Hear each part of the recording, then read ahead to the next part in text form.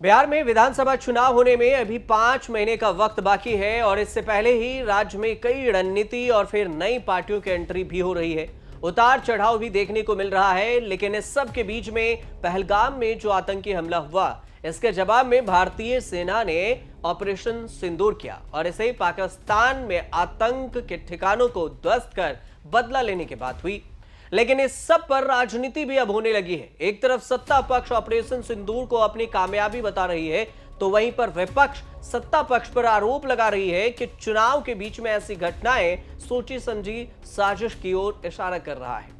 कांग्रेस के कई नेताओं का कहना है कि बिहार के चुनाव में इस मुद्दे को सत्ता पक्ष उठाकर फायदा उठाने की कोशिश कर रहा है। अब इस कड़ी में पूर्व केंद्रीय मंत्री यशवंत सिन्हा ने कपिल सिब्बल के साथ पॉडकास्ट में कहा है कि आज की बीजेपी में हिंदू मुसलमान छोड़कर कोई मुद्दा नहीं है और इसी आधार पर वो चुनाव जीतते रहे।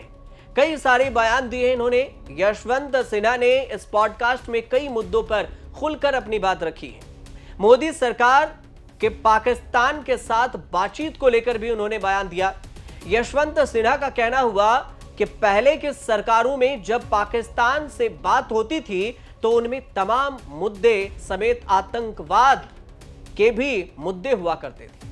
शार्क सम्मेलन के लिए हम लोग जनवरी 2004 में पाकिस्तान गए थे। वाजपेयी जी के साथ जब हम इस्लामाबाद गए थे, उस दौरान पाकिस्तान ने यह माना था कि हम भारत में आतंकवाद फैलाते हैं और आगे से ऐसा नहीं करेंगे। लेकिन इसके बाद यशवंत सिन्हा ने कपिल सिब्बल के साथ पॉडकास्ट में जब कपिल सिब्बल ने सवाल करते हुए कहा कि अभी सरकार कहती है कि सिर्फ वो पाकिस्तान के साथ आतंकवाद और पीओके के ही मसले पर बात करेंगे, तो फिर कैसे बात होगी। और इस पर यशवंत सिन्हा ने कहा कि फिर तो पाकिस्तान के साथ बातचीत नहीं हो पाएगी।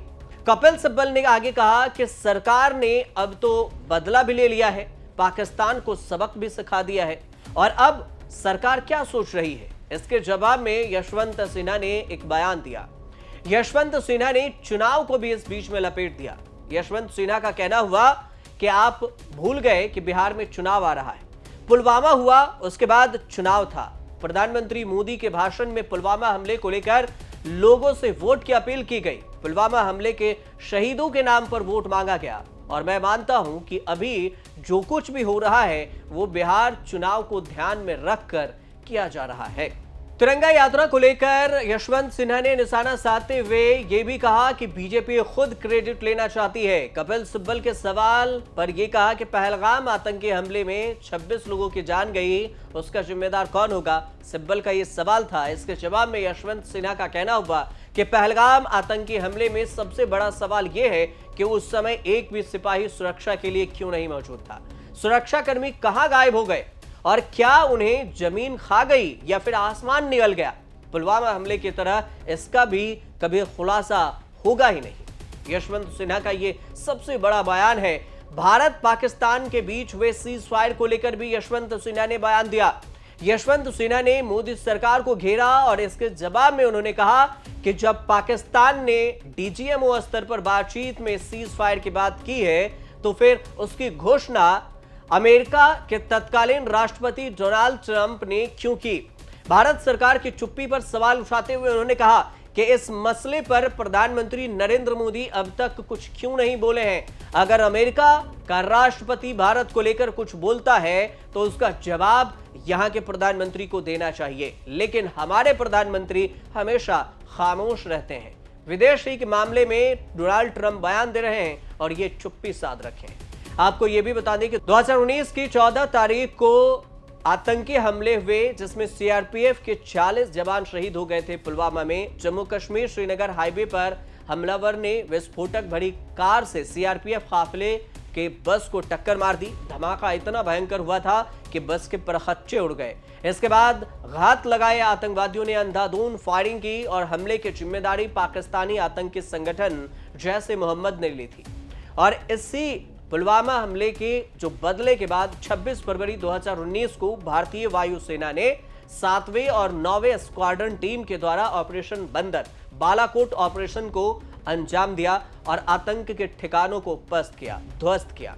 जम्मू कश्मीर के उरी शहर के पास एक भारतीय सेना ब्रिगेड मुख्यालय पर 18 सितंबर 2016 को जैश ए मोहम्मद के 4 आतंकवादियों ने हमला किया और इस हमले में 19 भारतीय सैनिक शहीद हुए, 19 से 23 अन्य घायल हुए और इसके बदले में भारतीय सेना ने 28 सितंबर 2016 को सर्जिकल स्ट्राइक किया। और अब इसके बीच में देखें तो अब 2025 में जम्मू कश्मीर के पहलगाम में 22 अप्रैल को 26 लोगों की जान चली गई आतंकी हमले में।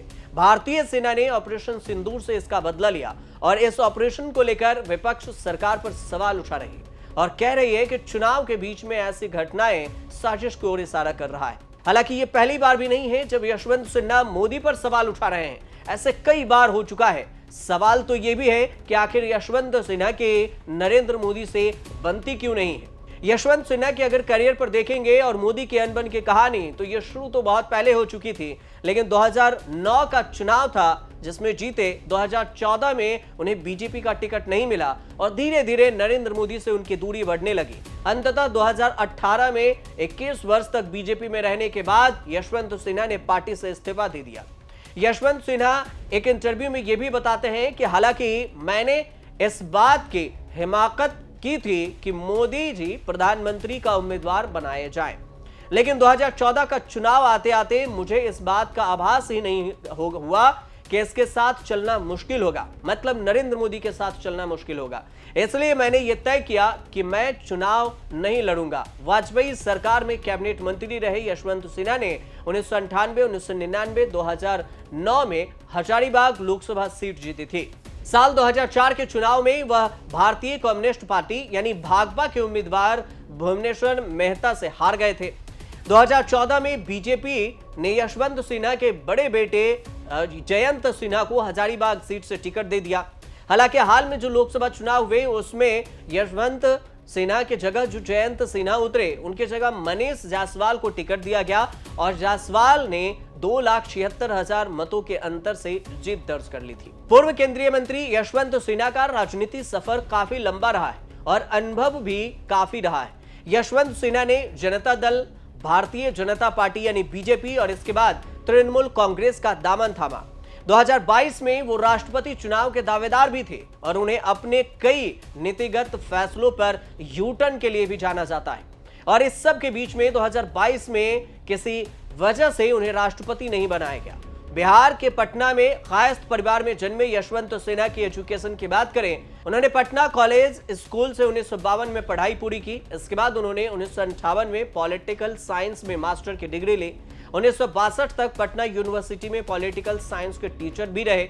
यशवंत सिन्हा आईएएस अफसर भी रह चुके हैं। साथ ही वह 3 बार लोकसभा सांसद रहने के साथ साथ अटल बिहारी वाजपेयी के सरकार में विदेश और वित्त मंत्री भी रह चुके हैं। इसके अलावा अगर देखें तो ये सारे करियर के साथ उनकी जो दूरी है मोदी सरकार से 2009 के बाद बढ़ती गई।